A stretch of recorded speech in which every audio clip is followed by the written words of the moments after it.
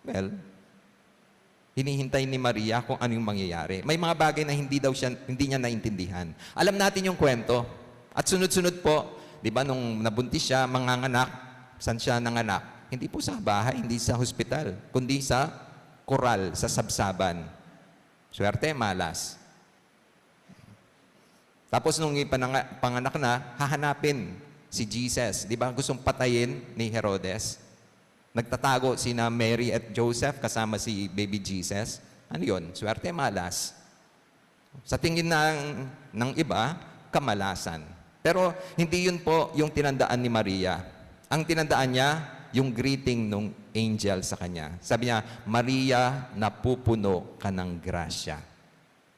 At sana, yun din po yung isipin natin, ma-realize natin sa buhay na punong-puno tayo ng grasya. Yun yung good news. Katmuta mong grasya. Masantiyan pong panahon ni Banta Lawentamo nung yung pigkalog na ning apong ginukaya katabo. Kasi, nasa tumitingin yan. Nasa attitude ng tumanggap. Kasi pwede kang maging bitter, sa kabila ng may grasya ka, pwede ka pa rin maging bitter kapag inggit ang umiral. Pero pwede kang maging better kung yung attitude mo ay mapasalamat. Kasi itangan po at intantinggap regalo, may nibatan king apong Ginoo.